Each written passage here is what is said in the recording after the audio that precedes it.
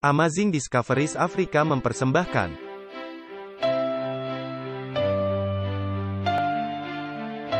Walter Veith, Martin Smith, Martin Luther, tahun 1517. Konsili Trent, tahun 1545. Luka Parah, tahun 1798. Kebangunan Besar Rohani, tahun 1844. Ensiklikal Rerum Novarum, tahun 1891.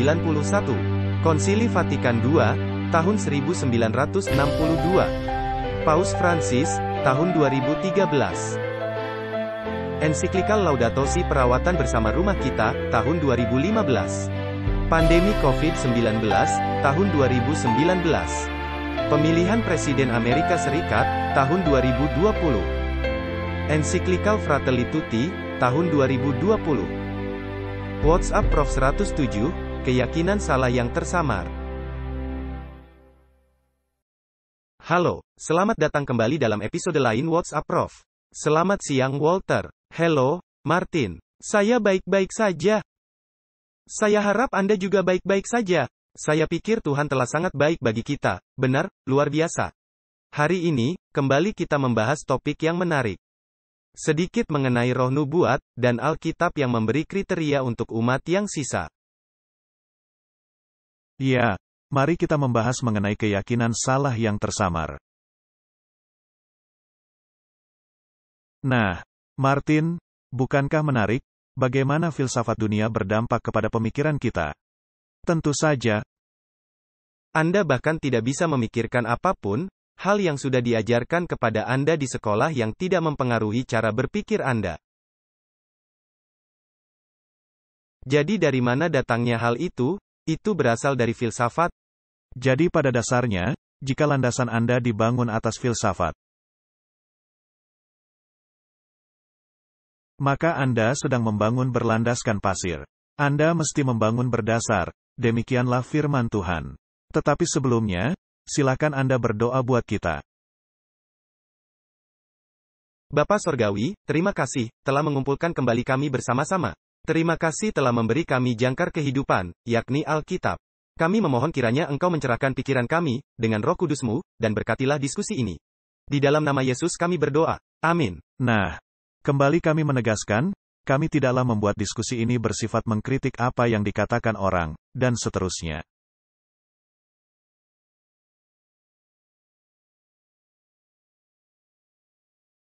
Tetapi jika itu mempengaruhi keputusan orang, apakah mereka mau tetap berada dalam wilayah apa yang kita yakini?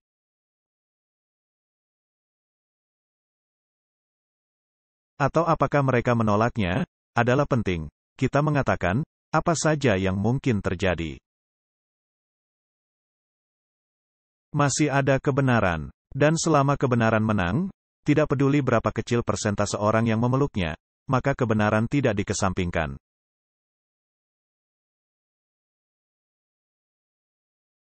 Ini sungguh melegakan, ketika di dalam kehidupan saya yang sebelumnya.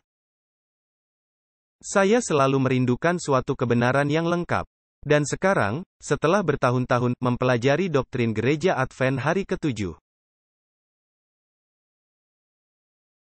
dan Alkitab bersama-sama, dan mempelajari adanya nabi umat yang sisa sesuai Alkitab, dan mulai mempelajari nabi itu.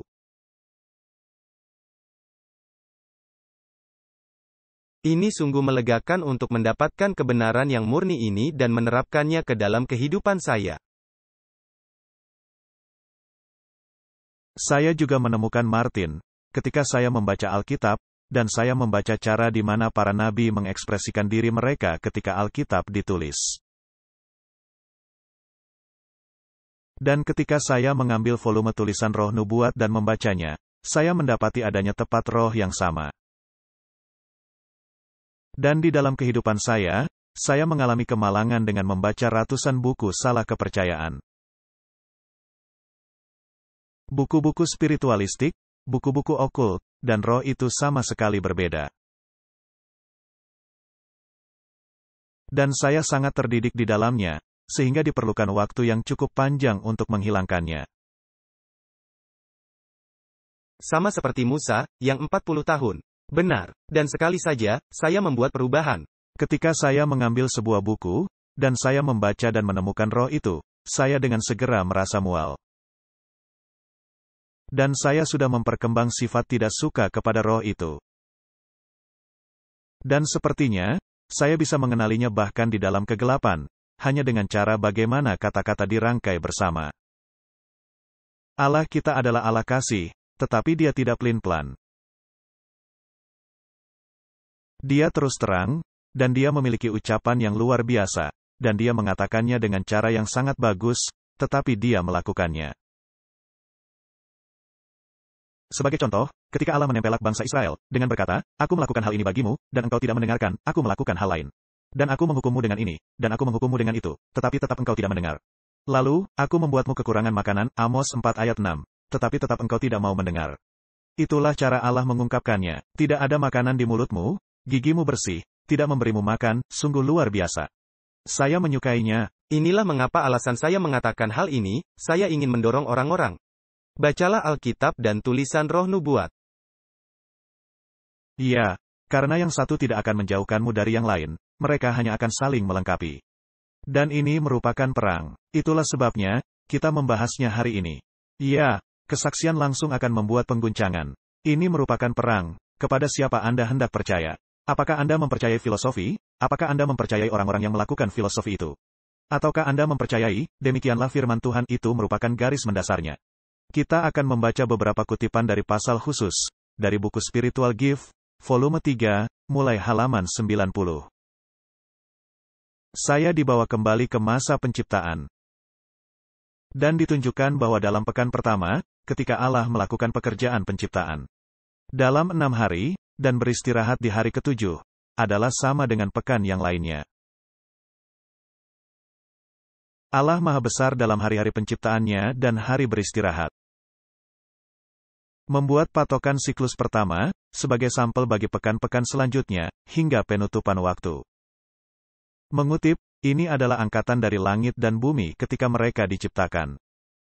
Allah memberi kita hasil dari pekerjaannya, pada penutupan masing-masing hari literal, sesungguhnya. Masing-masing hari bagi Allah merupakan sebuah generasi, angkatan. Karena masing-masing hari itu, Allah menghasilkan suatu porsi baru dari pekerjaannya. Pada hari ke-7 dari pekan yang pertama, Allah beristirahat dari pekerjaannya dan memberkati hari beristirahatnya itu. Dan mengasingkannya bagi pemakaian manusia. Siklus mingguan dari 7 hari yang sesungguhnya, 6 hari untuk bekerja. Dan hari yang ke-7 untuk beristirahat, yang telah dipelihara dan dibawakan di dalam sejarah Alkitab. Berasal mula dari kenyataan besar dari 7 hari yang pertama. Itu merupakan landasan bagi rencana keseluruhan, bagi umat manusia. Segala sesuatu terjadi di dalam satu pekan itu, dengan hari-hari yang sesungguhnya. Nah, jika kita melihat pernyataan ini dan kita membaca Alkitab, maka dikatakan, jadilah petang dan jadilah pagi, itulah hari pertama. Jadilah petang dan jadilah pagi, itulah hari kedua. Di hari-hari pertama, Allah menciptakan bentangan. Dan dalam bagian akhir dari pekan, Allah mengisi bentangan. Dan yang merupakan tindakan mahkota adalah penciptaan manusia, dan ketika tindakan itu lengkap, dan binatang-binatang sudah dinamai. Dan Hawa juga telah diciptakan, maka penciptaan itu lengkaplah sudah. Dan mereka bisa beristirahat dalam pekerjaan lengkap Allah. Itulah yang menjadi landasannya. Nah, jika kita melihat sains modern, berapa banyak yang mereka terima? Tidak ada. Benar. Saya pernah hadir dalam pertemuan Fight and Science. Dan saya melihat banyak dari ahli-ahli teologi kita, dan saya melihat banyak dari para ilmuwan kita, dan ahli teologi. Dan orang-orang terdidik, bahkan dari dunia medis, kebanyakan dari mereka juga tidak mempercayai. Lihat saja, Alkitab di dalam kitab Kejadian menyatakan secara terang-terangan, seperti yang baru kita baca dari alinea pertama. Seberapa banyak sains yang diperlukan sekarang untuk menghilangkan semua itu? Diperlukan sains universal keseluruhan, yang telah menyusup ke dalam setiap aspek kemanusiaan.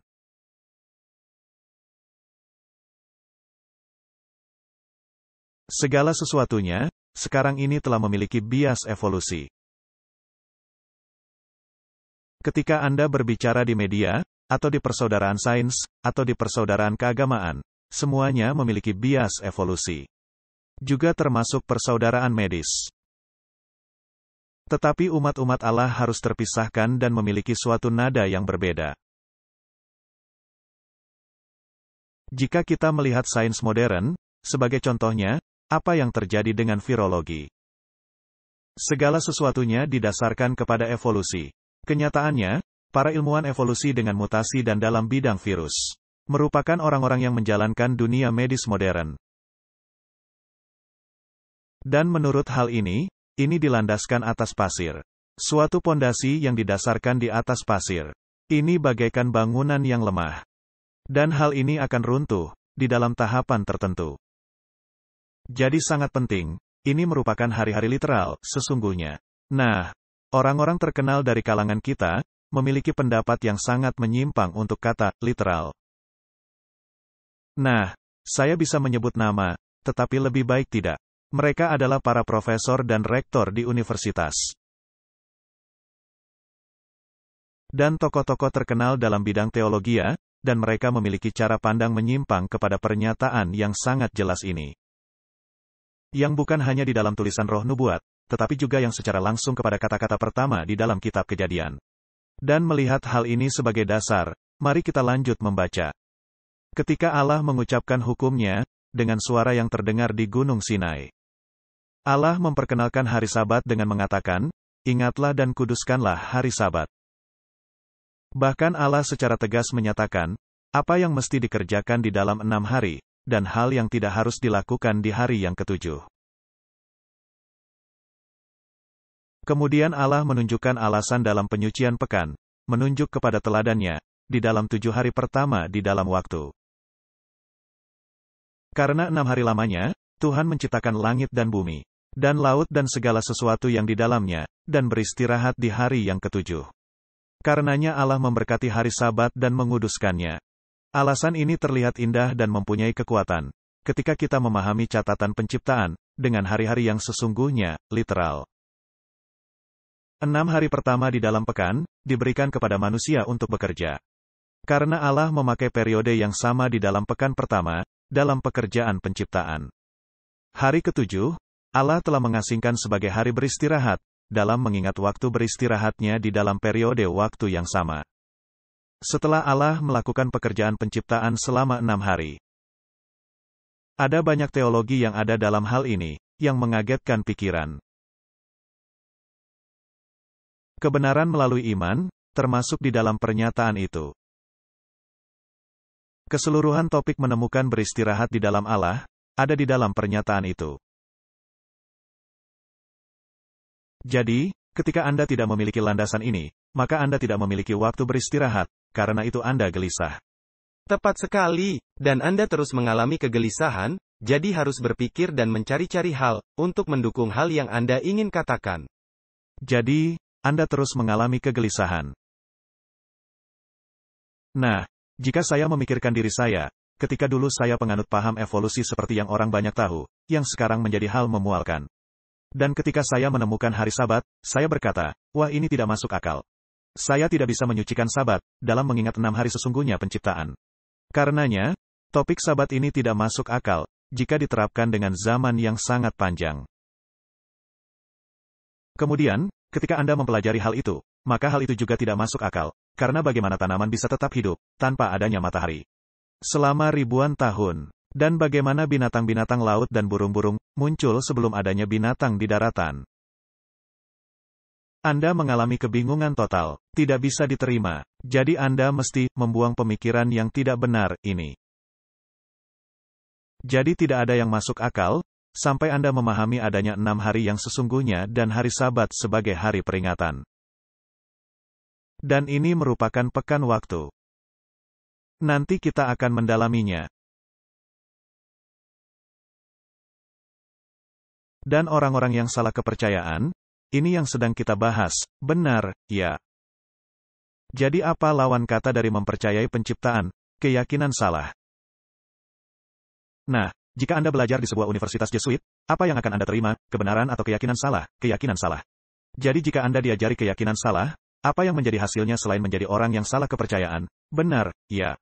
Tetapi dugaan pemikiran orang yang salah kepercayaan, bahwa peristiwa-peristiwa di dalam pekan yang pertama memerlukan 7 masa sangat panjang yang tidak terbatas untuk penggenapannya. Menghantam secara langsung kepada landasan hukum Sabat, hukum keempat. Ini membuat waktu tak terbatas dan samar-samar, hal yang Allah telah nyatakan dengan sangat jelas. Ini merupakan keyakinan salah yang paling buruk. Jadi, Martin, apakah mungkin untuk menemukan keyakinan salah paling buruk, bahkan di lingkungan kita sekalipun? Malangnya, ya. Dan itu merupakan hal yang menyedihkan. Dan itulah sebabnya, saya mendorong semua orang, sebelum Anda menerima apapun yang dikatakan orang, bacalah Alkitab dan tulisan Roh Nubuat, dan bandingkanlah apakah yang keluar dari mulut mereka sesuai dengan firman. Dan jika mereka berbicara tidak sesuai dengan firman, tidak terbit fajar baginya. Jadi itu merupakan jenis terburuk keyakinan salah. Karena banyak orang yang mengaku mempercayai kisah penciptaan. Ini merupakan keyakinan salah yang tersamar. Ini menuduh Allah dengan memerintahkan manusia untuk menyucikan pekan terdiri dari 7 hari sesungguhnya, dalam peringatan akan 7 periode yang tidak terbatas. Yang tidak mungkin merupakan tindakan Allah kepada manusia, dan merupakan suatu pemakzulan kepada hikmat ilahi. Sangat indah dinyatakan. Ini seakan-akan membuat Allah sebagai pribadi bodoh. Jika Anda mencoba mengatakan bahwa Allah menciptakan segala sesuatunya dalam jutaan tahun padahal Dia mengatakannya dilakukan hanya dalam tempo hari-hari. Nah, mengapa ada orang yang ingin mengatakan hal itu? Karena dunia telah mengindoktrinasi semua orang untuk mempercayai bahwa itu benar, bukan? Mari kita lanjut, para ahli geologi yang salah kepercayaan ini menyatakan bahwa dunia adalah jauh lebih tua dari yang dicatat oleh Alkitab. Nah, kembali kita menghadapi permasalahan waktu, yang sangat menyebalkan dan sangat menyakitkan. Dan yang bisa menjadi kelegaan, jika Anda mau menerimanya begitu saja. Ya, tergantung pada pihak mana Anda mau berdiri. Nah, ketika saya memulai dengan permasalahan ini, ketika saya masih ateis, saya memiliki semua hikmat duniawi. Tetapi, kebohongan apa yang sedang Anda bicarakan? Kita mengalami ribuan tahun sejarah. Kronologi Mesir memberitahukan kita, Anda tahu, kita menghadapi setidak-tidaknya ribuan tahun, dan mitologi Cina bahkan jauh sebelum kronologi Mesir, dan seterusnya. Dan semakin Anda mempelajarinya, maka semakin Anda menyadari, bahwa landasan itu didirikan di atas pasir. Tepat, mereka telah mengambil kronologi Mesir dan menaruhnya ke dalam urut-urutan waktu. Di mana kebanyakan raja-raja itu adalah wilayah yang berdampingan. Ayah dan anaknya laki-laki yang memerintah di wilayah berbeda, tetapi di dalam kerajaan yang sama. Dan semakin banyak pengetahuan yang diterima manusia, pada akhirnya tibalah mereka kepada satu titik. Di mana dari masa 10.000 tahun, mereka mengatakan lebih kurang 3.000 tahun, sebelum Masehi. Mereka bahkan tidak mengatakan lebih dari 3.000 tahun, tetapi kurang lebih. Jadi, semakin Anda mempelajarinya, semakin ini menjadi selaras. Nah, Martin, coba pikirkan ini. Menurut kronologi tua ini, umat manusia telah menjalani sekitar lebih kurang 2 juta tahun.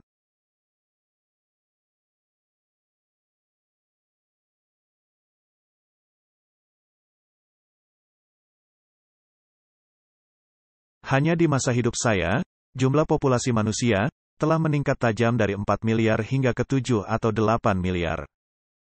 Dan sekarang sedang menuju ke jumlah 9 miliar jiwa. Jika Anda mulai dengan sepasang manusia, berapa lama sebelum adanya populasi dunia sekarang?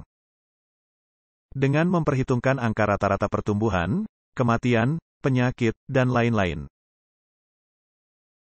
Maka kita menghadapi ribuan tahun saja, tidak dengan jutaan tahun, atau bahkan puluhan ribu tahun. Ada begitu banyak contoh, di dalam sejarah modern kita saja. Sepasang kelinci kecil menghasilkan di Australia. Menyesaki tempat dengan miliaran jumlah kelinci, di mana manusia melenyapkannya memakai racun yang hampir memunahkannya, tetapi hanya dalam tempo 1 dekade atau 2, terdapat lagi 1 miliar kelinci. Jadi, tidak diperlukan waktu sangat panjang. Kemudian mereka memakai penanggalan radiometrik. Nah, penanggalan radiometrik ini berdasarkan dugaan. Jadi ada dugaan sementara. Sebagai contoh, ketika Anda ingin mengetahui penanggalan suatu materi, maka mesti ada waktu nol. Sama seperti stopwatch atau jam, ketika Anda ingin mengetahui seberapa cepat orang berlari di lapangan, maka harus ada awal dan akhir. Tetapi jika Anda tidak memiliki jam, melainkan bekerja dengan isotop, maka harus ada waktu. Dengan tidak ada anak perempuan isotop, maka harus riset nol. Jadi Anda menetapkan waktu untuk hal itu, dan dugaan Anda ialah, ketika Anda memiliki materi vulkanis yang muncul, sebagai contoh, maka jamnya disetel nol. Tetapi ini tidak mudah, karena ketika Anda melakukan analisa, bisa ada pembacaan ratusan ribu tahun, atau jutaan tahun. Jadi, Martin, jika Anda memiliki stopwatch, dan menguji seseorang berapa cepat dia berlari di lapangan, dan stopwatch mulai di detik 40. Maka ini merupakan pembacaan yang salah. Tidak bisa. Dan ini banyak kasus. Jadi, para ahli geologi salah kepercayaan. Menyatakan bahwa dunia ini jauh lebih tua dari yang dicatat di dalam Alkitab.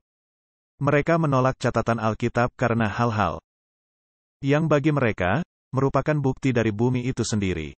Bahwa dunia ini telah ada selama puluhan ribu tahun. Kita buat saja menjadi miliaran tahun. Dan banyak yang mengaku percaya kepada catatan Alkitab, sedang mengalami kebingungan untuk hal-hal indah yang ditemukan di bumi. Dengan pandangan bahwa pekan penciptaan hanya terdiri dari 7 hari yang sesungguhnya. Dan bahwa dunia ini sekarang hanya berumur 6.000 tahun saja. Semua ini, agar membebaskan diri mereka dari kesulitan yang ditempatkan di jalan mereka, oleh para ahli geologi yang salah kepercayaan. Mengambil cara pandang bahwa 6 hari penciptaan merupakan 6 periode yang sangat luas dan tak terbatas. Dan hari beristirahat Allah juga merupakan suatu masa yang tak terbatas, membuat tidak bisa dipahami hukum keempat dari hukum Allah yang kudus. Adalah menarik, mengaitkan bahwa para ahli geologi salah kepercayaan ini, mencoba untuk menghilangkan masa 6.000 tahun. Dan mereka juga mencoba menghilangkan hukum Sabat, secara tidak sadar. Jadi, ketika Anda di lapangan, dan berkata bahwa bukan jutaan tahun, melainkan puluhan ribu tahun saja, dan periode 6.000 tahun ini juga tidak bisa diterima, maka Anda sedang menempatkan diri Anda di pihak orang yang salah kepercayaan. Ya, Anda sedang berkompromi di antara kebenaran dan kesalahan. Anda sedang meminum ramuan, yang mengandung sejumlah racun di dalamnya. Dan Anda mengira, Anda cukup pandai dalam proses tersebut. Baiklah, jadi adanya orang-orang yang menerima pendapat ini, karena ini menghilangkan kekuatan dari hukum yang keempat. Dan mereka merasakan kebebasan dari tuntutan hukum keempat. Mereka mengalami pemikiran terbatas, dari ukuran manusia, binatang-binatang dan pohon-pohon, sebelum air bah, dan perubahan besar yang kemudian terjadi di bumi. Ini adalah pernyataan yang menarik. Adanya sebuah hukum di dalam teori evolusi, yang disebut sebagai hukum Carroll, yang mengatakan bahwa evolusi mesti berlangsung dari kecil menuju besar. Tidaklah berlangsung dari besar menuju kecil. Nah, itu bisa masuk akal.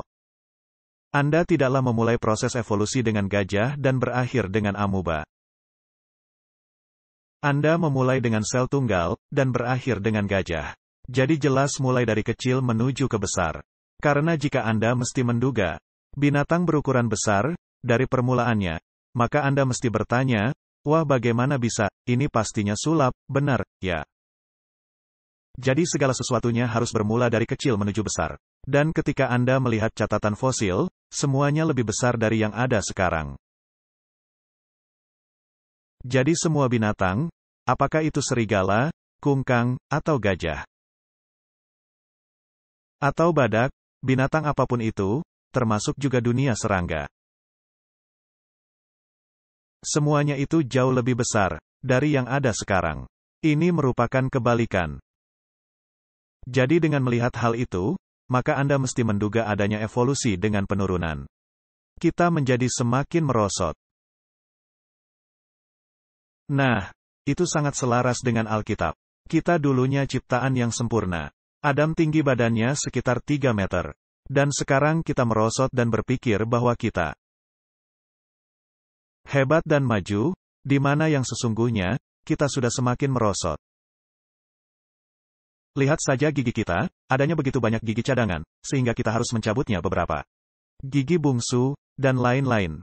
Jadi pastinya manusia dulu mempunyai rahang yang jauh lebih besar, sehingga semua gigi bisa muat. Jadi ini merupakan hal sangat menarik. Ketika Anda melihat catatan fosil, Anda mendapati hal yang bertentangan langsung dibanding dengan teori yang mereka akui. Dan hal lainnya adalah, jika evolusi itu benar, maka di suatu tempat di jalan nebula, adanya kehidupan yang mulai berevolusi. Dan tentunya ada suatu diversifikasi kehidupan sangat rendah. Suatu bentuk kecil kehidupan yang berkembang. Dan dari situ, semua diversifikasi harusnya berkembang.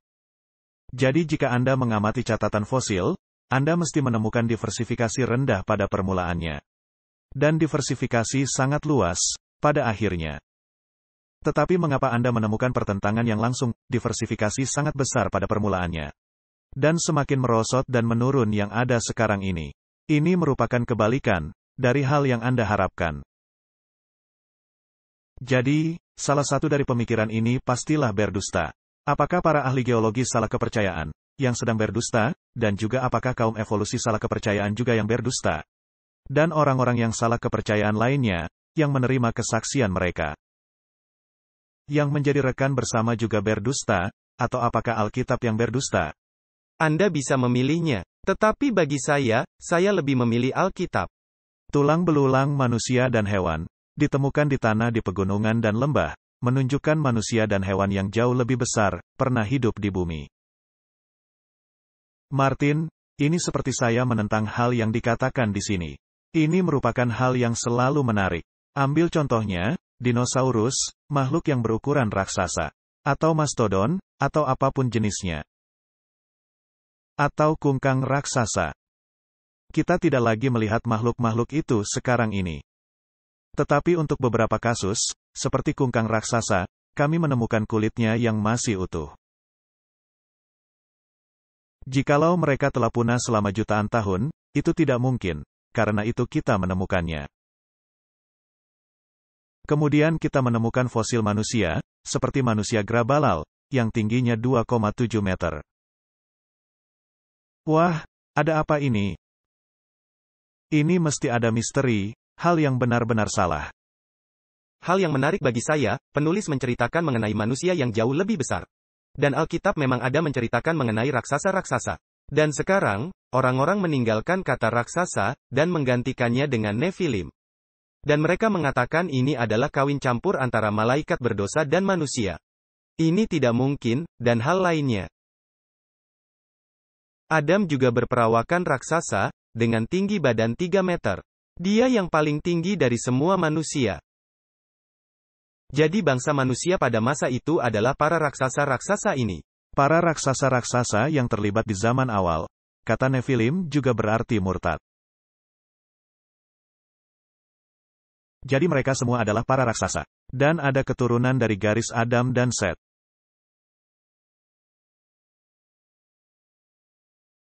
Dan ada keturunan dari garis Kain. Dan dari situlah, anak-anak perempuan manusia muncul. Dan pada akhirnya anak-anak laki-laki Allah, yang merupakan keturunan yang memeluk kebenaran. Mereka pergi dan melihat kaum perempuan raksasa yang menarik ini.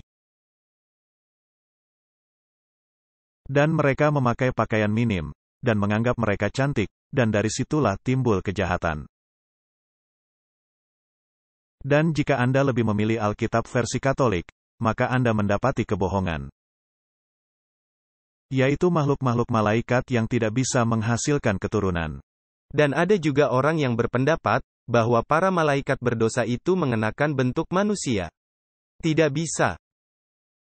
Tidak bisa malaikat yang menghasilkan keturunan, masih harus manusia. Ya. Dan ini tidak bisa diterima akal. Ya, permasalahannya adalah sangat sederhana. Keturunan dari garis umat Allah. Pada akhirnya kawin-mawin dengan orang-orang yang tidak beriman kepada Allah. Dan dari situlah timbul kejahatan. Allah juga memberitahu umatnya, pada zaman bangsa Israel. Jangan kawin campur dengan bangsa di luar Israel. Ini bukanlah pertanyaan mengenai larangan kawin dengan orang dari ras atau bangsa lain. Melainkan, janganlah kawin campur dengan orang yang tidak memiliki keyakinan keagamaan yang sama. Karena Anda akan ditarik merosot, dan ini sudah terbukti di dalam sejarah, seperti yang terjadi kepada Salomo, dan yang lainnya. Ambil contoh, Rut, yang adalah bangsa Moab. Allah secara tegas melarang kawin dengan orang Moab. Tetapi Rut berhenti menjadi orang Moab, karena dia berkata, Allahmu akan menjadi Allahku. Dan umatmu akan menjadi umatku, dan karena itu, Rut ada di dalam garis Kristus. Ya. Jadi kita mesti membaca hal-hal ini dengan semestinya. Ditunjukkan kepada saya binatang-binatang sangat besar dan dahsyat hidup sebelum air bah, yang sekarang sudah punah. Peralatan perang, kadang-kadang ditemukan, juga kayu yang membatu. Karena tulang belulang manusia dan hewan yang ditemukan di dalam tanah, adalah jauh lebih besar. Dibandingkan manusia dan hewan yang ada sekarang, atau yang telah ada selama generasi-generasi yang sebelumnya. Ada yang berpendapat bahwa dunia ini lebih tua dari yang dicatat oleh kitab suci. Dan yang dihuni jauh sebelum catatan penciptaan, oleh ras yang sangat besar dalam ukuran dibanding manusia yang ada di bumi sekarang. Jadi ada teori-teori penciptaan ganda. Adanya ciptaan mula-mula, lalu punah, lalu ada kisah Adam dan Hawa, dan semua kisah-kisah kompromi. Tidak bisa, hanya ada satu penciptaan. Mereka adalah orang-orang raksasa, yang berukuran sangat besar. Jika Anda melihat hutan-hutan yang telah membatu. Jika Anda melihat ladang batu bara dunia. Ini merupakan pohon-pohon raksasa dan benda-benda lain yang terkubur. Juga jumlah besar hewan yang berukuran raksasa. Semua ini menyaksikan suatu penciptaan yang sempurna dan beraneka ragam. Dalam pengertian penciptaan yang jauh lebih mulia, yang telah merosot dengan lewatnya waktu. Ambil contoh generasi sebelum air bah, mereka semua hampir berumur 900 tahun bahkan lebih. Dan dengan segera setelah pasca air bah, umur manusia merosot ke hanya 400-an tahun saja. Di zaman Abraham, umurnya 180 tahun. Di zaman Musa, umurnya 120 tahun. Di zaman Daud, umurnya 70 tahun, jika kuat 80 tahun. Telah ditunjukkan kepada saya, bahwa tanpa sejarah Alkitab, ilmu geologi tidak bisa membuktikan apa-apa. Peninggalan yang ada di tanah yang ditemukan memang memberikan bukti keadaan benda-benda yang berbeda dalam banyak hal dari keadaan sekarang. Tetapi waktu keberadaan benda-benda itu, dan berapa lama periode yang sudah lewat di bumi, hanya bisa dipahami oleh sejarah Alkitab. Martin, Anda tidak bisa menanggali fosil. Ini merupakan dugaan yang tidak akurat. Anda tidak bisa memberi penanggalan kepada batu-batu yang ada di dalam fosil, dan bahkan memberi dugaan yang tidak bisa dianggap valid sebagai permulaan. Jadi pemberian tanggal adalah pada dasarnya sia-sia, kecuali berdasarkan suatu periode khusus yang diketahui. Mari kita ambil betapa pentingnya pernyataan ini. Jika Anda mengambil pengertian dari umur apapun itu melebihi periode 6.000 tahun, maka Anda menghadapi masalah, karena jumlah periode itu yang dikatakan Alkitab. Anda berbenturan dengan kitab suci. Nah, kita sudah pernah mengadakan banyak diskusi seperti ini. Dan saya yakin para pemirsa mulai melihat kemana arah tujuan diskusi ini. Jika Anda mulai mengutak-atik periode 6.000 tahun ini, maka Anda akan bisa terkena resiko menjadi orang yang salah kepercayaan. Iya, itu menjadi masalah. Mungkin tidak berdampak apa-apa untuk menduga-duga di luar sejarah Alkitab, jika dugaan kita tidak menentang kenyataan yang ada di dalam kitab suci. Tetapi ketika manusia meninggalkan firman Allah yang membahas sejarah penciptaan, dan mencoba untuk menjelaskan pekerjaan kreatif Allah, hanya berdasarkan prinsip-prinsip alamiah saja, maka mereka sedang berlayar di samudera luas tanpa kepastian. Bagaimana cara Allah menyelesaikan pekerjaan penciptaan hanya dalam tempo 6 hari sesungguhnya? Allah tidak pernah mengungkapkannya kepada manusia. Pekerjaan kreatif Allah tidak bisa dipahami sama seperti keberadaan Allah itu sendiri. Kemudian Nyonya White mengutip dari Alkitab. Besarlah Tuhan dan sangat terpuji, dan kebesarannya tidak terduga. Mazmur 145 ayat 3. Yang melakukan perbuatan-perbuatan besar yang tidak terduga, dan keajaiban-keajaiban yang tidak terbilang banyaknya. Ayub 9 ayat 10. Ia melakukan perbuatan-perbuatan yang besar dan yang tak terduga, serta keajaiban-keajaiban yang tak terbilang banyaknya. Ayub 5 ayat 9. Oh! Alangkah dalamnya kekayaan, hikmat dan pengetahuan Allah. Sungguh tak terselidiki keputusan-keputusannya dan sungguh tak terselami jalan-jalannya. Sebab, siapakah yang mengetahui pikiran Tuhan, atau siapakah yang pernah menjadi penasihatnya? Roma 11 ayat 33-34. Bukankah menarik, bahwa umat manusia menganggap dirinya lebih pandai dari Allah? Dan umat manusia bahkan terus lanjut dengan hal yang disebut kecerdasan. Jadi jika lanjut dalam pasal ini, dikatakan, firman Allah itu diberikan sebagai pelita bagi kakiku dan terang bagi jalanku. Orang-orang yang membuang firman Allah dan mencari dengan filsafat buta mereka sendiri, untuk mencari tahu misteri agung Yenovah, akan tersandung dalam kegelapan. Jadi, Martin, mari kita tegaskan, segala sesuatu yang menentang firman tertulis Allah, adalah merupakan filosofi. Suatu tuntunan telah diberikan kepada manusia, di mana mereka bisa mencari tahu Yenovah dan karyanya, sejauh akan bermanfaat bagi mereka. Ilham Allah, dalam memberikan sejarah air bah, telah mengungkapkan misteri agung. Bahwa ilmu geologi yang tidak mengandalkan ilham Allah, tidak akan pernah bisa. Nah, saya pernah berada di keadaan itu. Saya dulunya seorang penganut teori evolusi. Saya dulu sering mengadakan perjalanan ke lapangan bersama mahasiswa dan meneliti catatan geologi.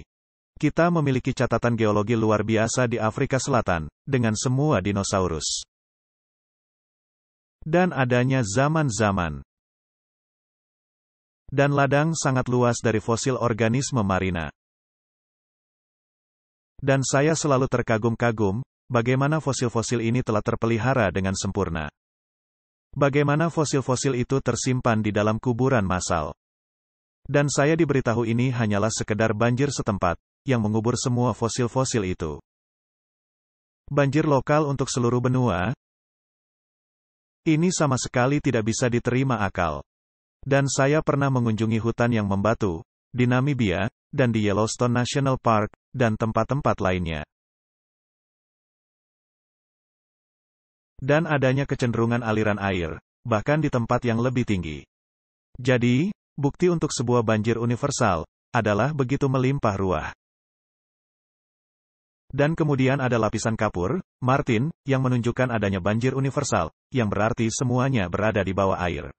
Tetapi mereka harus menghilangkan hal-hal dan mengabaikan hal-hal, karena mereka tidak memiliki jawaban.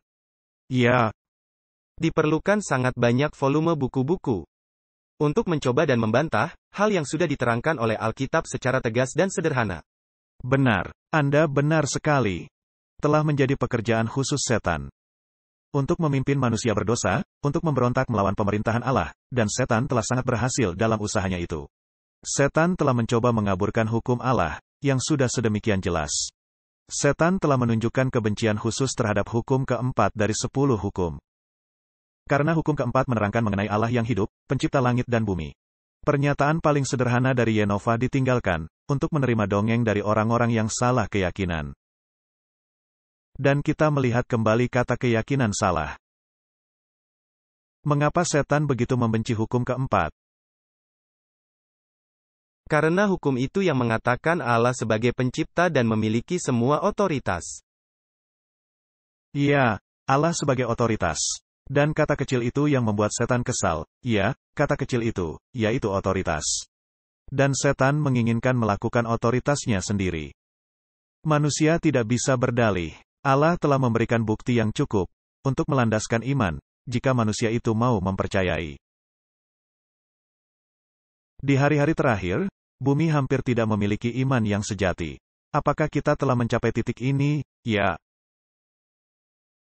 Jika hanya berpura-pura, firman Allah akan dianggap sebagai sumber yang tidak bisa diandalkan. Martin, bagaimana jika Anda menempatkan begitu banyak versi firman Allah di luar sana, sehingga tidak ada lagi yang dapat diandalkan? Ini merupakan rencana sangat baik dari musuh kita. Sementara cara berpikir manusia akan diterima, meskipun bertentangan kepada kenyataan sederhana kitab suci. Manusia akan berusaha untuk menjelaskan sebab-sebab alami bagi pekerjaan penciptaan, yang Allah tidak pernah mengungkapkannya. Tetapi sains manusia tidak bisa menemukan rahasia Allah sorgawi dan menjelaskan pekerjaan ajaib penciptaan yang merupakan mukjizat dari kuasa yang dahsyat. Demikian juga tidak bisa menjelaskan keberadaan Allah itu sendiri. Satu-satunya alasan mengapa Allah itu ada, karena saya ada, benar, ya.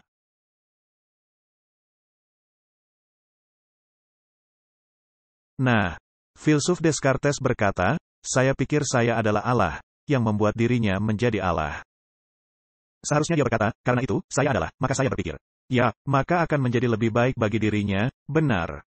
Tetapi itulah cara berpikir Jesuit. Mereka selalu memelintirkan. Descartes adalah orang Jesuit, dan dilatih oleh Jesuit.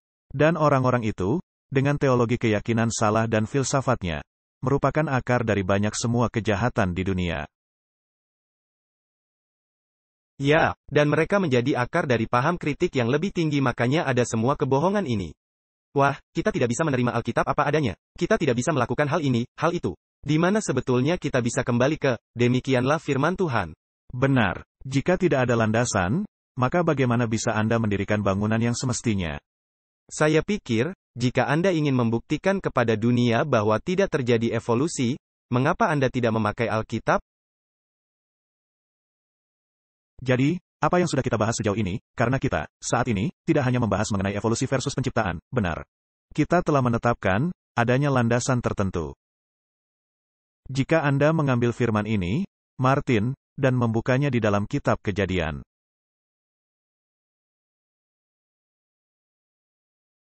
Dan mulai dengan kata-kata. Pada mulanya, Allah menciptakan langit dan bumi.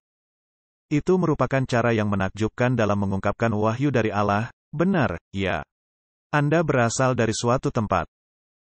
Dan Allah berkata, dialah yang menciptakannya. Kejadian 1 ayat 2, bumi belum berbentuk dan kosong, gelap gulita menutupi samudera raya. Dan roh Allah melayang-layang di atas permukaan air. Berfirmanlah Allah, lalu selanjutnya, Allah menciptakan ini. Allah berfirman ini, dan terus berulang-ulang. Dan Allah berbicara mengenai Elohim, dalam bentuk jamak, karena itu. Unsur kealahan ada di dalam proses penciptaan ini. Jika kita lanjut dengan bacaan kita, hal-hal rahasia menjadi milik Tuhan, Allah kita. Tetapi hal-hal yang diungkapkan, menjadi milik kita dan anak-anak kita untuk selama-lamanya. Orang-orang yang mengaku menjadi pelayan-pelayan Allah, memprotes kepada penyelidikan nubuatan, dan memberitahu orang-orang bahwa nubuatan, khususnya mengenai kitab Daniel dan Yohanes adalah tidak bisa dimengerti dan kita tidak bisa memahami kitab-kitab itu. Jadi Martin, sekarang kita bergeser dari hal yang hanya fisik kepada hal spiritual. Nah, jika kisah penciptaan itu tidak bisa dimengerti dan harus didefinisi ulang, mungkin kita mesti mendefinisi ulang nubuatan. Itulah yang terjadi. Bukankah itu yang dilakukan orang-orang? Tepat. Lalu mereka memeluk paham keyakinan salah. Nah, siapa yang melakukannya? Orang-orang yang sebetulnya harus menjadi guru-guru keagamaan di dalam ruang lingkup umat-umat Allah. Benar.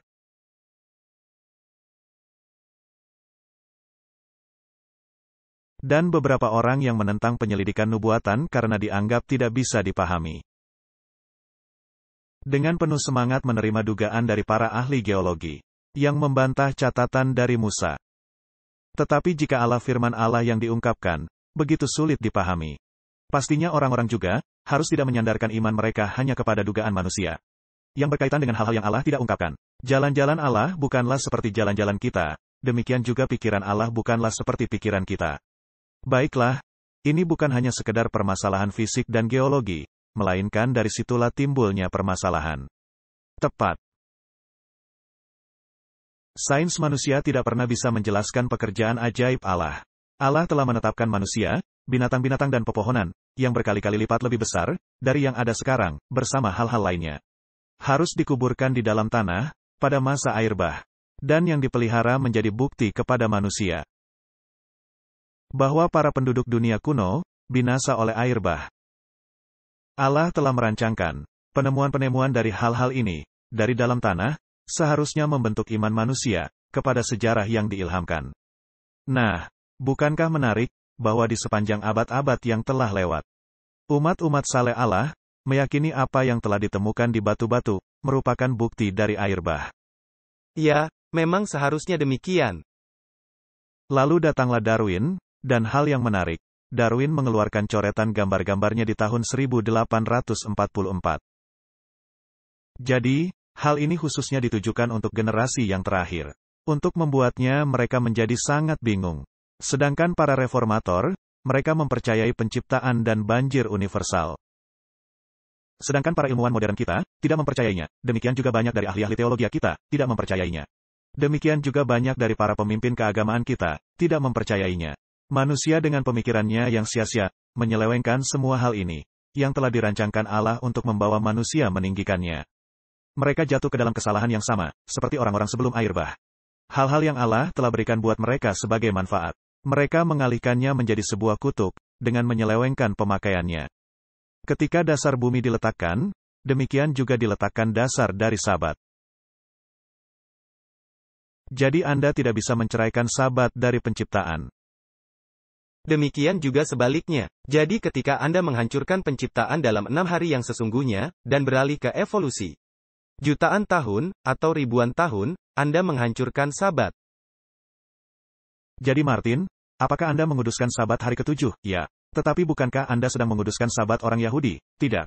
Saya sedang menguduskan Sabat menurut Allah, yang telah dibentuk di dalam kitab Kejadian. Jauh sebelum adanya orang-orang Yahudi, benar, nah, dalam pernyataan sederhana ini. Jika Anda melihat, frase kecil, Sabat orang Yahudi. Bukankah kepausan sangat menyukai pernyataan ini? Jelas mereka tidak pernah membaca kitab Kejadian.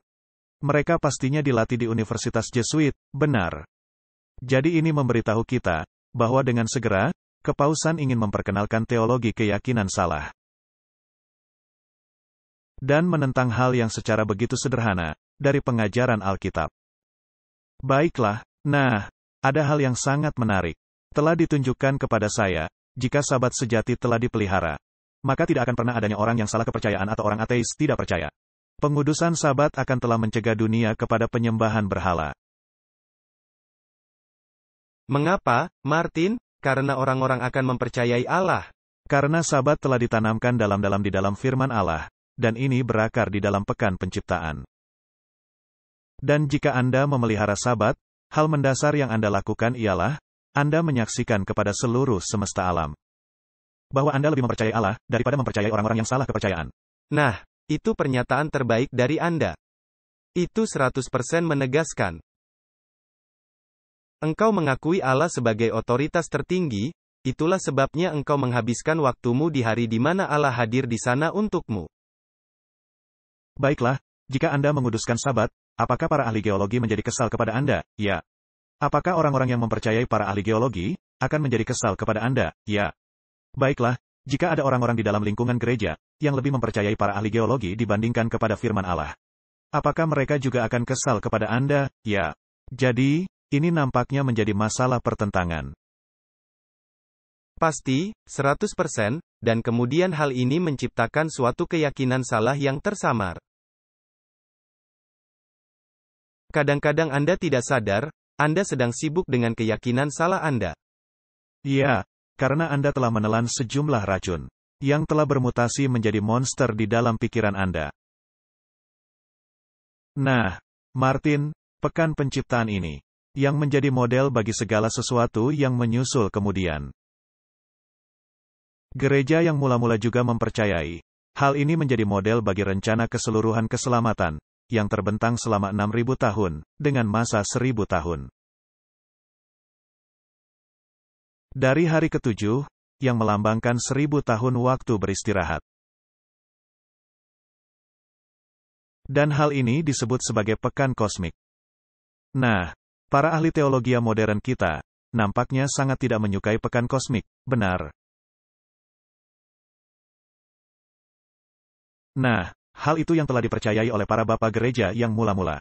Kita sudah membahasnya dalam WhatsApp Prof nomor 9. Tetapi demi kelengkapan, mari kita mendalami pemikiran ini lebih jauh. Nah, bisa dikatakan, mereka memang bersama kita, tetapi sedang menuju ke suatu arah. Ya, Baiklah, mari kita melihat beberapa pionir dari pergerakan Advent. Ada Wagoner dengan bukunya From Eden to Eden, dan dia mengutip kitab Wahyu 21 ayat 4-5. Taman Eden, pada masa itu telah sepenuhnya dikembalikan. Di sini sungai dari air kehidupan, mengalir dari Gunung Sion. Di sini Adam mendapatkan kembali pohon kehidupan yang ditanam di pinggir sungai, yang terbagi menjadi hulu yang terpisah seperti pada mulanya. Disinilah terdapat kembali Taman Firdaus, yang Tuhan sendiri telah mendirikannya, 7.000 tahun silam. Martin, apakah itu merupakan pernyataan yang menarik? Jadi Wagoner mengambil seluruh pekan penciptaan dan mengubahkannya ke dalam pekan kosmik. Jadi seluruh rancangan, 6 hari bekerja, ditambah hari ke-7, masa 1.000 tahun beristirahat, menjadi 7.000 tahun. Mari kita melihat apa yang dikatakan oleh Thomas Prebble mengenai dua Adam. Sebelum Adam pertama mengalami konflik dengan setan, di mana dia gagal. Hari ke-7, atau Sabat telah berlalu. Demikian juga dengan Adam kedua, sebelum terjadinya konflik yang terakhir dan penghabisan dengan setan dan para malaikat jahatnya. Di mana kemenangan kekal, akan didapat bagi anak Allah dan umat-umatnya. Sabat, atau masa 7.000 tahun akan terlewatkan. Apakah mereka mempercayai pekan kosmik? Nah, jika Anda benar-benar mempelajarinya, pastilah mengambil sikap yang sama.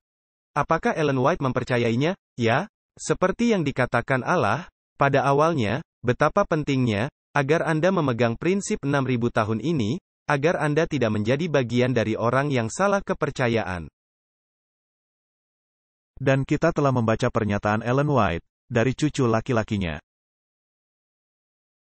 Di mana dengan tegas dinyatakan, kepada Ellen White telah ditunjukkan, bahwa pertentangan ini akan berlangsung selama 6.000 tahun, dan sesudah itu, akan ada masa selama 1.000 tahun, benar. Mari kita melihat apa yang dikatakan Himes di dalam Sign of the Times dan Expositor of Prophecy. Ini dituliskan di tahun 1843, jika Yesus Kristus melakukan pekerjaannya selama 6 hari. Dan beristirahat dari semua pekerjaannya di hari yang ke-7. Kapan kita berharap peristiwa besar akan terjadi? Saya menjawab. Jika 1.000 tahun, sama seperti 1 hari di dalam Tuhan, seperti yang sudah saya buktikan. Maka kemudian masa 6.000 tahun dari penciptaan yang pertama, masa yang baru haruslah dimulai. Dan tambahan pula, jika Kristus telah bekerja menuruti teladan Bapanya, dan beristirahat, sama seperti Allah telah beristirahat dari pekerjaannya. Maka masa 7.000 tahun akan menjadi sabat perhentian bagi Kristus dan umat-umatnya. Jadi, mereka semua percaya kepada konsep ini. Tetapi jika Anda menyangkali masa 6.000 tahun, dan Anda mau menerima Septuaginta sebagai standar Anda, dan membuang teks yang dipakai para reformer, yaitu Masoretic Text, Anda akan berbenturan, bukan hanya dengan Alkitab.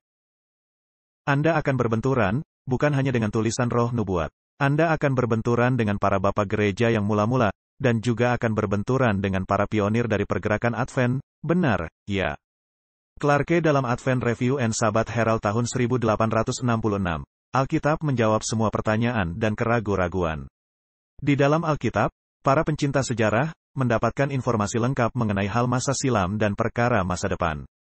Dimulai dari Eden yang pertama, dan menjangkau periode waktu 7.000 tahun, hingga mencapai Eden kedua, di bumi yang baru. Apakah mereka mempercayai periode waktu 7.000 tahun? Mereka begitu berakar kepada hal ini. Sehingga saya pikir, betapa mengakarnya mereka kepada Alkitab mereka. Nah, jika orang-orang ini hidup sekarang ini, dan para ahli teologi kita, dan badan dari Bible Research Institute melibatkan mereka, apakah menurut Anda, akan terjadi percikan api? Ya. Mereka tidak akan berada di halaman yang sama, benar, ya. Josiah Leach, laporan pertama dari General Conference dari orang-orang Kristen, mengharapkan kedatangan dari Tuhan Yesus Kristus. Suatu judul yang menarik, benar, ya. Hampir menjadi pendapat universal dari gereja, baik Yahudi maupun Kristen bahwa Sabat melambangkan suatu keadaan beristirahat yang mulia bagi gereja, selama masa ke-7.000 dari dunia. Argumen utama untuk hal ini, dijelaskan sebagai berikut. Allah telah membuat dunia selama 6 hari, dan beristirahat di hari yang ke-7. Dan membentuk Sabat, sebagai perlambangan bagi istirahat di masa depan. Jadi kita bisa berharap, setelah masa kesulitan dan pergolakan selama 6.000 tahun, akan terjadi masa beristirahat selama 1.000 tahun, dari semua kesedihan ini. Bukankah menarik, penulis di sini juga mengakui, bahwa pada dasarnya pendapat gereja universal, baik itu orang-orang Kristen dan Yahudi memiliki pendapat yang sama? Nah, ini sangat menarik. Ini merupakan hal yang dipercayai oleh para pionir. Jika mereka dihadang oleh argumen masa 10.000 tahun, seperti yang terjadi di banyak kasus, apakah mereka mau menerimanya? Tidak. Jadi apakah yang menjadi dasar buat mereka? Apakah mereka semua mendasarkan hanya kepada margin, catatan kaki, Alkitab King James? Tidak bisa. Termasuk Roh Nubuat, apakah dipengaruhi oleh margin dari Alkitab versi King James? Tidak. Jadi mengapa para ahli teologi kita mengatakan demikian? Karena mereka mencoba keluar dari pertentangan ini. Jadi di pihak mana, mereka sedang berkompromi. Malangnya bukan di pihak yang baik. Kata kecil apa yang dipakai Nyonya White, mereka sedang berada di pihak mana, keyakinan salah. Jadi Martin, kita telah menghadapi masalah keyakinan salah ini berulang kali. Martin, sekali saja Anda mulai menanyakan hal ini, maka akankah Anda juga mulai menanyakan hal-hal lainnya? Bukankah Anda pernah berkata, mereka mulai mengkritik kitab Daniel dan mereka mulai mengkritik kitab Wahyu, ya? Ya, Anda mulai mempertimbangkan kitab Daniel dan kitab Wahyu, bahkan Alkitab itu sendiri tidak cukup mendukung peristiwa-peristiwa bersejarah. Baiklah, kisah yang paling pertama, ketika Anda mulai memanipulasinya, maka Anda juga harus memanipulasi pasal-pasal lainnya, yang merujuk kepada topik itu. Ya.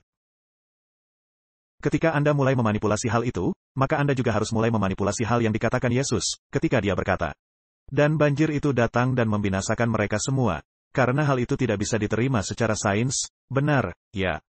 Lalu Anda mulai menyelidik kitab Daniel dan kitab Wahyu. Nah, para pionir ini, apakah mereka berakar kepada kisah penciptaan? Ya.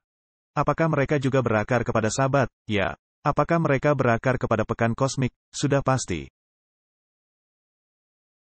Baiklah, tidak ada para ahli teologi terkenal kita di dunia, dan beberapa dari yang seharusnya menjadi pengawas kita, ingin mempercayai hal ini. Kenyataannya, mereka akan meremehkannya. Nah, jika saya memilih untuk mempercayainya, akankah saya menjadi orang yang salah kepercayaan? Tidak. Tetapi menurut mereka, ya. Apakah menjadi suatu keperluan untuk menuliskan artikel dalam sebuah majalah kecil tentang hal itu? Ya, untuk meremehkan cara pandang ini. Dan, engkau harus ingat, bahwa engkau harus menghilangkan tulisan Roh Nubuat, Anda harus menyingkirkan nabi itu, karena nabi mendukung hal ini. Baiklah, jadi ini merupakan suatu topik yang sangat serius. Dan garis mendasarnya adalah jangan sampai terlalu menekan mengenai topik ini. Kepada siapa kita percaya? Apakah kita mempercayai pernyataan jelas yang ada di firman Allah, yang didukung oleh berbagai pernyataan yang juga jelas di dalam tulisan Roh Nubuat, ataukah kita mempercayai para ahli teologi kita, dan para ilmuwan kita, di luar sana, yang sudah tiba kepada titik berkompromi dengan keyakinan salah? Jadi, apa yang bisa kita katakan kepada mereka? Jadi, apa yang bisa saya katakan kepada mereka? Karena sekarang ada dua pandangan. Dan dua pandangan itu tidak saling bertemu. Jadi, apa yang bisa saya katakan, atasi masalah itu? Coba atasi masalah itu, karena saya tidak mau dibujuk kembali mempercayai hal, ketika dulu saya menjadi orang ateis yang tidak percaya. Tetapi jika Anda mau percaya kepada semua kebohongan-kebohongan itu, lakukan saja. Tetapi jika Anda mau percaya kepada Allah Alkitab, maka Anda harus mulai percaya apa yang dikatakannya. Jadi, mari kita melihat kemana ini akan menuju. Nah, ini sudah ada beberapa waktu silam, di tahun 2021, seorang profesor terkenal dari LU. Dan profesor ini merupakan ahli teologi kenamaan di dalam ruang lingkup kita. Dan hal menariknya ialah, orang ini sangat terkenal, sehingga menjadi dekan, dan suaranya menjadi sangat penting, hal yang dinyatakannya. Dan dikatakan, mereka menjadi guru-guru yang mengajar orang-orang. Dr. John Pauline merupakan profesor di Fakultas Agama di Universitas Loma Linda. Di dalam sebuah simposium yang disponsori gereja baru-baru ini, yang membahas mengenai peristiwa-peristiwa nubuatan, berkata bahwa hukum hari Minggu tidak akan terjadi. Buku The Great Controversy, Kemenangan Akhir, sudah usang. Ada opsi lainnya bagi tanda binatang, dan Ellen White bukanlah merupakan nabi akhir zaman. Bukti Alkitabiah tidak membicarakan hari Minggu seperti itu, melainkan berbicara mengenai Sabat tiruan, yang menjadi hal kritis bagi tanda binatang di akhir zaman. Jadi dalam penafsiran teks Alkitabiah, Anda memiliki opsi untuk memahami apa yang sesungguhnya, yang akan menjadi tanda binatang itu. Kita harus berhati-hati agar tidak menduga, bahwa peristiwa-peristiwa akhir zaman akan sama seperti yang dituliskan di dalam buku The Great Controversy secara mendetil. Untuk memastikan buku, The Great Controversy yang dimaksud di sini, ialah buku yang ditulis oleh Ellen White. Benar. Jadi ini merupakan penentangan langsung kepada roh nubuat. Nah, apakah Anda melihat adanya kepemimpinan yang bergabung, dalam mengutuk orang-orang ini? Tidak. Tetapi jika ada orang yang berkata, saya mempercayai buku The Great Controversy, Kemenangan Akhir, dalam setiap detilnya. Dan meyakini apa yang dikatakan buku ini mengenai paham Katolik, dan meyakini apa yang dipercayai para reformer mengenai topik yang sama. Maka mereka akan sangat mengecam Anda, benar, ya. Jadi ada di pihak mana mereka berada, di pihak keyakinan salah, atau di pihak Alkitab dan roh nubuat, oleh pilihan mereka sendiri, di pihak keyakinan salah. Dengan menimbang Alkitab dan sejarah dunia, jika semisalnya Ellen White masih hidup sekarang ini, setidak-tidaknya ada kemungkinan. Penggambaran Ellen White mengenai akhir zaman akan berbeda dibandingkan di tahun 1880-an. Saya pikir, adanya firman, akulah Tuhan, dan aku tidak berubah. Gaya penulisan Ellen White mengenai nubuatan adalah bersifat klasik dan bukannya meramalkan. Martin, ini adalah permainan kata-kata. Ini adalah semantik. Untuk membuat tidak ada pengaruh terhadap hal yang sudah sangat jelas. Bukankah itu merupakan salah satu alat terakhir yang akan dipakai setan dalam mengadakan pengguncangan? Sungguh pasti. Dan pada akhirnya, sebagai nabi klasik, ramalan Ellen White mesti dipahami memiliki persyaratan. Karena adanya perubahan keadaan, penggenapan kitab Wahyu bisa menjadi bentuk lainnya, daripada yang nampaknya begitu jelas di tahun 1888. Jadi, orang ini melontarkan keraguan-raguan yang serius terhadap tulisan Ellen White. Dan bahkan kepada Alkitab, karena dia berkata bahwa tanda binatang juga berbeda dari yang biasa kita pahami. Martin, kita baru saja membaca artikel ini dari Advent Messenger.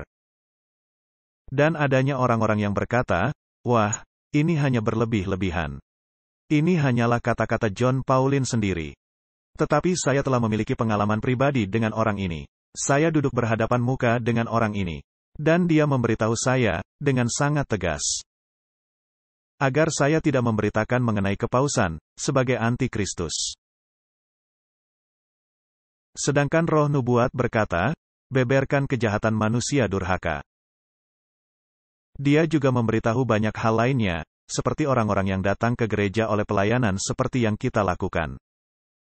Yang mempercayai hal-hal yang ada di Alkitab dan roh nubuat, tidaklah disambut di dalam gereja. Sedangkan nampaknya, orang-orang yang memegang cara berpikirnya, bukan hanya disambut, malah disanjung-sanjung. Apakah ada hal yang sangat salah di Israel? Tentunya, saya pikir sudah saatnya kembali membaca kitab Yehezkiel pasal 8, seperti yang dibahas di episode yang sebelumnya. Jadi, ketika organisasi kita mulai menulis artikel, dalam menentang pihak yang memberitakan Alkitab dan roh nubuat. Dan yang mengakomodasi orang-orang seperti ini di dalam gereja, tanpa protes sedikit pun. Bukankah ada hal yang sangat salah, dan yang juga menuju ke eselon kepemimpinan, ya? Jadi ini mesti jelas. Saya tidak mengutuk siapapun juga. Tetapi ini merupakan suatu pertanyaan, kepada siapa kita percaya? Dan jika kita memang benar-benar anggota gereja Advent hari ke-7, maka kita mesti berakar kepada hal yang membuat gereja ini apa adanya. Dan siapa yang meletakkan dasar untuk apa yang kita yakini? Siapa yang meletakkan pondasi? Nah Martin, jika pondasinya salah, bangunan tidak bisa tetap berdiri. Bukankah para pionir kita, ya? Dan bukankah ketika mereka terhambat untuk maju, mereka masih tetap didukung oleh roh nubuat? Benar. Nah, siapa orang-orang ini yang mau meruntuhkan pondasi itu? Karena jika mereka mau meruntuhkan pondasi, ini berarti mereka sedang mau meruntuhkan struktur bangunan itu sendiri. Mereka sangat berlawanan dengan Alkitab. Ya, mereka tidak selaras dengan Alkitab, dengan roh nubuat, dengan para pionir. Mereka juga tidak selaras dengan para reformer, yaitu terang yang dimiliki oleh para reformer tentang topik ini. Baiklah, jadi menurut orang berpendidikan ini, yang telah meminum air dari sumur keyakinan salah. Tidak ada pergerakan hari Minggu, buku The Great Controversy itu salah, kepausan tidak ada sangkut pautnya dengan hal itu, tidak ada patung kepada binatang. Dan tidak akan ada penerapan kepada tanda binatang. Itulah yang dia katakan. Nah, di sini ada artikel dari Deseret News. Apakah undang-undang penutupan Sabat kembali terjadi? Stres yang berkaitan dengan pandemi, dan suatu keinginan meluas bagi lebih banyak waktu untuk beristirahat, adalah merupakan faktor-faktor yang memicu perhentian besar. Ini juga membantu menjelaskan mengapa beberapa komentator politik dan para sarjana hukum menghabiskan waktu akhir pekan dengan mengadakan debat mengenai Sabat. Siapa Martin, para komentator politik dan para sarjana hukum? Percakapan itu dimulai dengan tweet dari Adrian Vermuel, seorang profesor hukum di Universitas Harvard.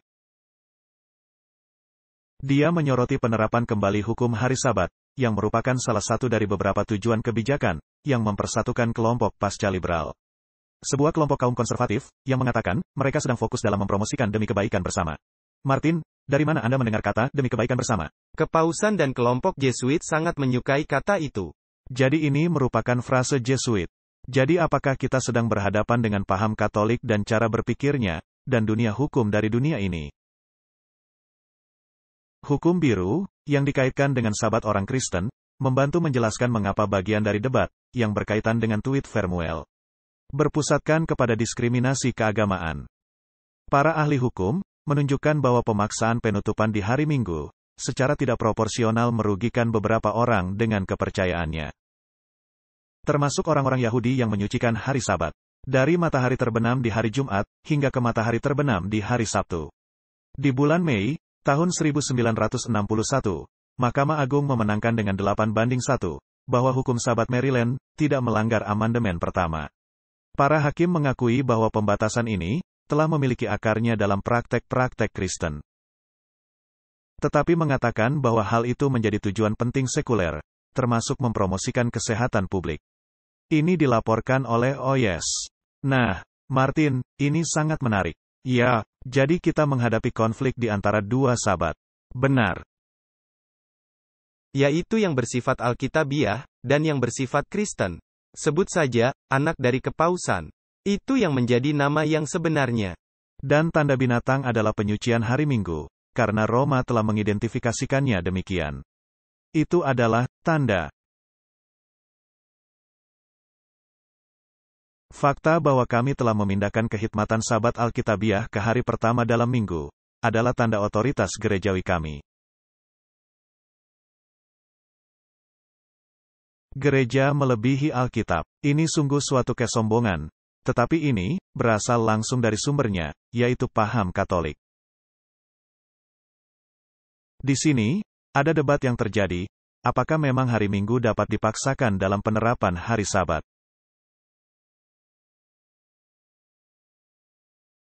Ya, dan menurut Mahkamah Agung ini memang sah. Tetapi Martin, apakah itu benar? Tidak, menurut Alkitab. Jika Anda mengambil contoh Raja Nebukadnezar, meskipun maksudnya untuk menerapkan suatu undang-undang bagi Allah, itu bukanlah pekerjaan Allah kita. Benar. Jadi ketika Raja Nebukadnezar mengakui bahwa Allah Daniel merupakan Allah yang benar, maka dia membuat undang-undang bahwa tidak seorang pun boleh menyembah Allah lain, kecuali Allah yang benar ini. Dan Nebukadnezar sedang melanggar wewenangnya, karena Allah tidak pernah memaksa hati nurani. Jadi apakah Anda melakukannya untuk pihak yang benar, atau untuk pihak yang salah, Anda tidak bisa memaksa hati nurani.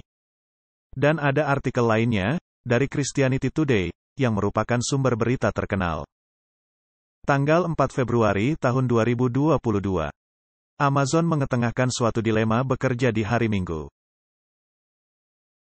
Amazon adalah sebuah perusahaan yang memakai hari-hari dalam sepekan untuk mengirimkan barang-barang.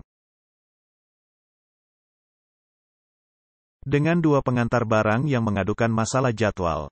Orang-orang Kristen yang menguduskan hari Sabat, mendapati pengudusan hari Sabat mereka, menjadi hal yang berbenturan dengan kebiasaan ekonomi 24 jam, 7 hari. Martin, ini sungguh membingungkan. Karena ketika mereka membicarakan Sabat orang Kristen, maksud mereka adalah hari Minggu. Mereka tidak membicarakan hari ketujuh, melainkan hari pertama. Biasanya mereka menyebut nama, baik orang Yahudi atau penganut Advent hari ketujuh, jika mereka sedang berbicara tentang orang-orang Kristen lainnya. Orang-orang Kristen sudah meratapi shift dari bisnis, untuk menyucikan Sabat hari Minggu, selama puluhan tahun. Dalam laporan Christianity Today, di hari-hari permulaan, para pemimpin kelompok Injili mengeluhkan mengenai peningkatan pengumuman buka di hari Minggu. Tanda-tanda di toko kelontong, teater dan bisnis-bisnis lainnya. Sebagian besar hari Sabat telah merosot dari hari kudus untuk penyegaran rohani, instruksi dan koreksi, hanya untuk sekedar hari libur atau kepelesiran. Atau hanya sekedar hari lain untuk meningkatkan penjualan. Charles W. Kohler, Direktur Emeritus dari Seminari Teologi Northern Baptist, menuliskan di tahun 1963. 2 tahun kemudian, Mahkamah Agung Amerika Serikat memenangkan bahwa hukum biru, yang melakukan pembatasan perdagangan di hari Minggu, adalah sesuai dengan konstitusi. Jadi kembali, mereka sedang berdebat untuk mengulangi menerapkan hukum ini. Kristus mengizinkan dalam roh hukum, untuk pekerjaan belas kasihan, dan hal yang mendesak. Dan untuk peduli kepada hal yang bersifat mendesak, kata Kohler. Tetapi tanggung jawab moral, bagi pelanggaran Sabat yang tidak perlu, tidak bisa dianggap remeh. Yang jauh lebih besar adalah tanggung jawab moral. Dengan membujuk orang-orang dari penyucian hari Sabat, kepada usaha perdagangan pasar. Dan hal yang lebih serius, ialah kebijakan yang menyangkali hak pegawai dalam kemungkinan, menyucikan hari Sabat. Jadi mereka meningkatkan suara protes mereka, tetapi hari Sabat mereka, hal yang membingungkan. Sabat mereka tidak berakar di dalam firman Allah, melainkan berakar kepada pondasi palsu yang ada di Vatikan. Dan mereka menghendaki kekuasaan sekuler, guna memaksakan hal ini. Benar.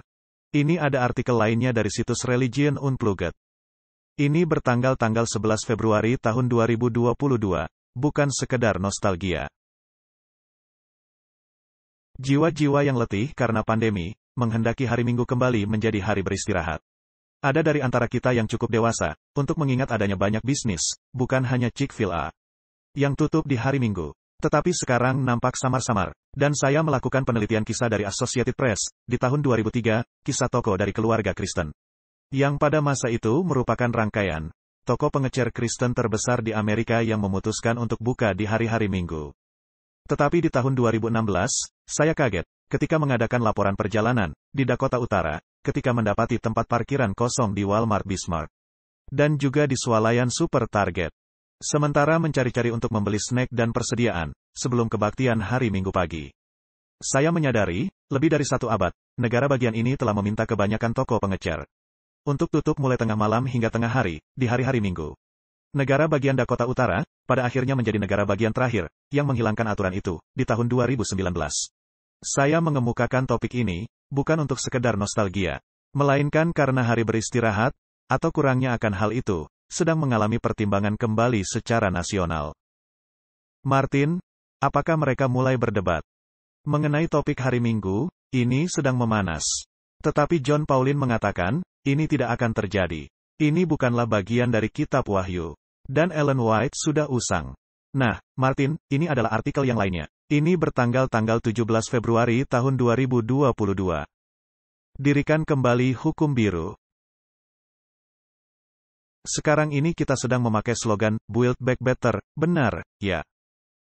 Kitab suci memberitahu kita, bahwa Allah menciptakan manusia di hari yang ke-6. Dan setelah karya penciptaan itu, Allah sendiri beristirahat di hari yang ke-7.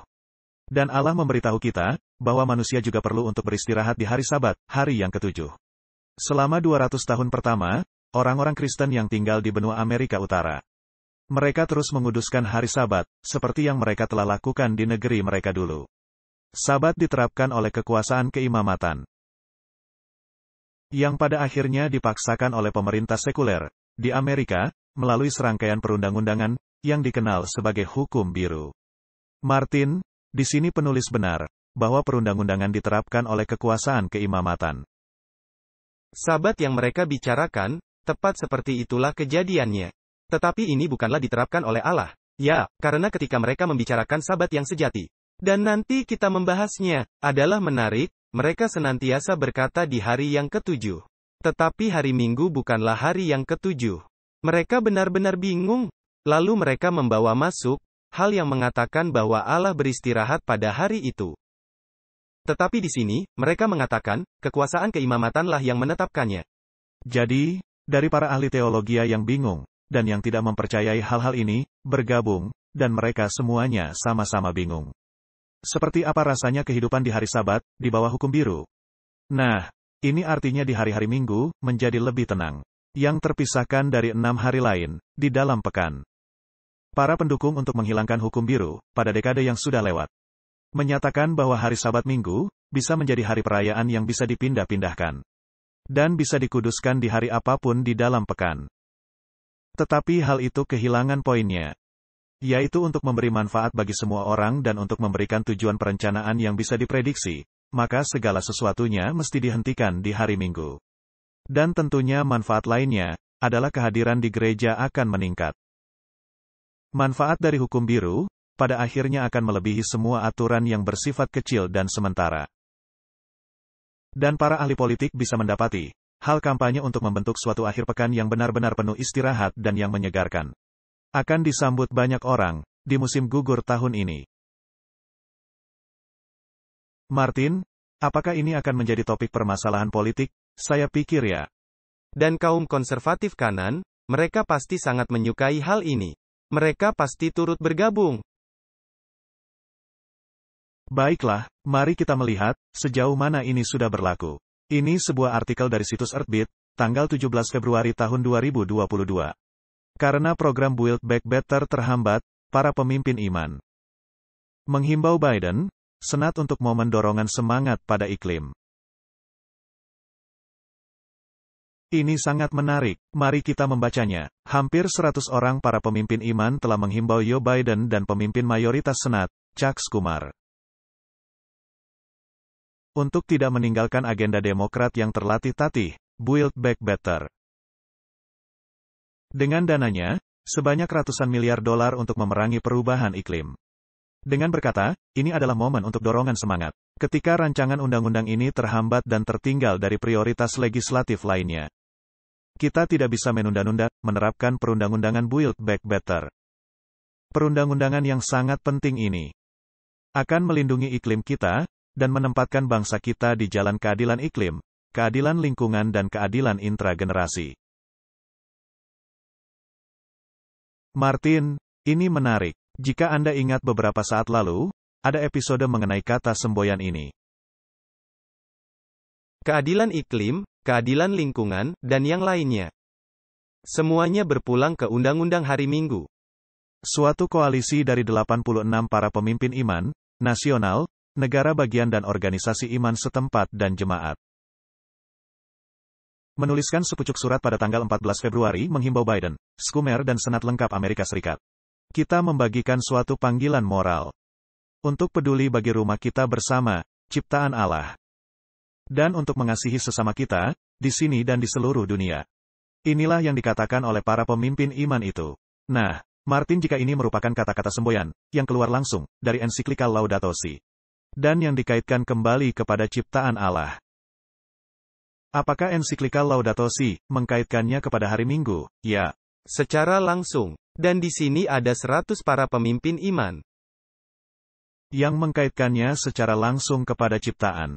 Mereka tidaklah membicarakan hari Sabat secara khusus. Tetapi mereka berkata, kami membagikan tanggung jawab moral kami, untuk peduli bagi rumah kita bersama. Ciptaan Allah, untuk mengasihi sesama kita, di sini dan di seluruh dunia. Dan ensiklika Laudato Si, secara tegas menyatakan bahwa hari Minggu, adalah demi kebaikan kita bersama. Dan untuk mengasihi sesama kita, dan untuk rumah bersama kita. Lalu ada pekan doa untuk hari Sabat, yang dikaitkan kepada perubahan iklim. Jadi, Ada para pemimpin iman yang menghimbau langsung kepada Biden, kepada agenda Build Back Better, dan untuk menaruh pekan penciptaan ke dalam gambaran. Itu berarti menerapkan Laudato Si ke dalam tindakan. Telah ada para pemimpin iman dari kelompok Injili, dengan mengadakan pekan doa, guna memperkenalkan Sabat. Kita telah membaca artikel yang mereka sodorkan, untuk kembali diterapkannya hukum biru. Apakah para ahli teologi kita sedang tertidur lelap, atau apakah mereka sedang meminum air dari sumur keyakinan salah, jika mereka sedang lelap tertidur? Mari mendorong mereka agar terbangun. Dan jika mereka sedang meminum anggur Babel, harap dihentikan. Martin, saya bertanya-tanya apakah mereka sedang meminum anggur, atau menaruh sesuatu yang lebih kuat.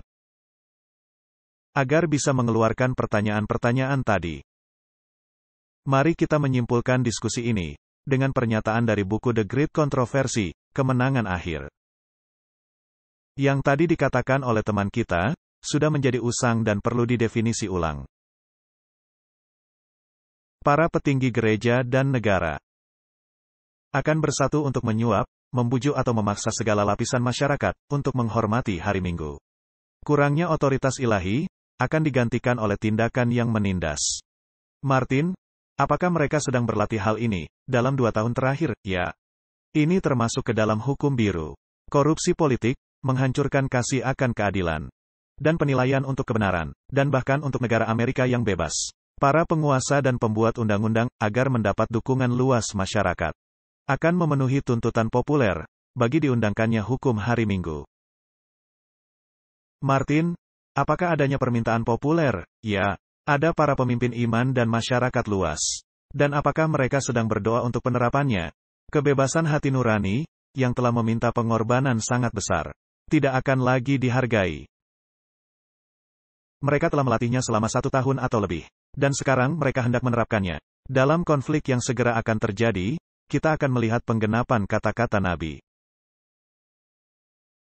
Naga marah kepada perempuan itu, dan pergi memerangi keturunannya yang masih tinggal. Yaitu mereka yang menuruti hukum-hukum Allah dan memiliki kesaksian Yesus Kristus. Martin, mereka memiliki kesaksian. Sayangnya, tidak semuanya mempercayai kesaksian.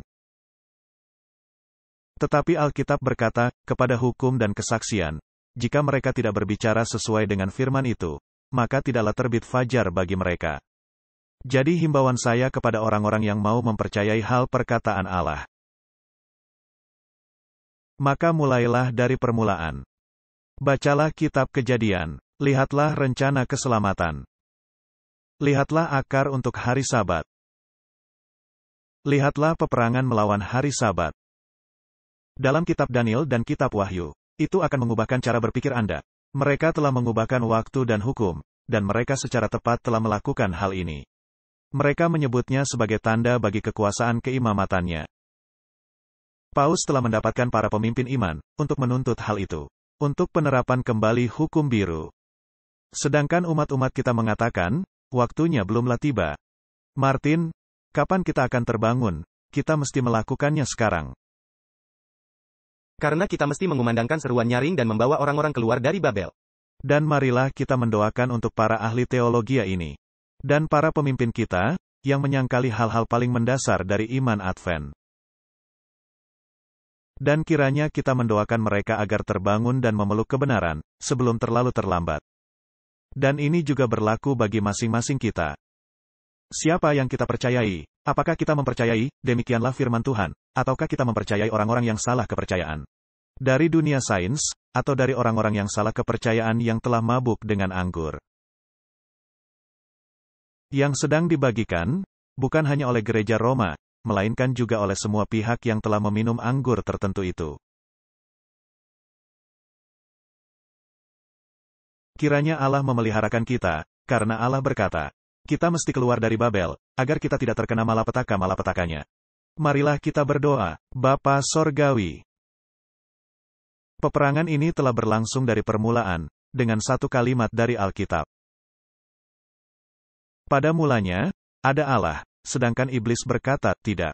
Dan adanya banyak ciptaan, dan tidak satu pun yang digambarkan di dalam Alkitab terjadi. Dan yang memelintir, dan menyelewengkan segala sesuatunya, di mana pada akhirnya, Hari ke-7 menjadi hari pertama. Bagaimana itu bisa terjadi, Tuhan? Kecuali adanya orang-orang yang salah kepercayaan yang bekerja. Tolonglah kami untuk mengungkapkan kejahatan manusia durhaka. Dan untuk bersandar kepada, demikianlah firman Allah. Sehingga kami bisa bertahan di hari besar itu. Inilah yang menjadi doa kami. Di dalam nama Yesus, kami sudah berdoa. Amin. Diproduksi oleh Amazing Discoveries Afrika. Menampilkan pembicara, Walter Veit dan Martin Smith.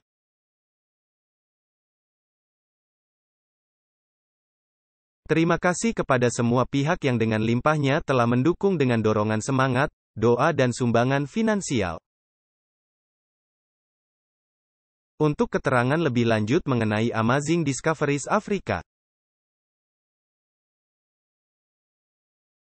semua ini tidak mungkin terlaksana tanpa kasih karunia dan berkat dari Tuhan kita, Yesus Kristus, yang patut dipuji dan dimuliakan.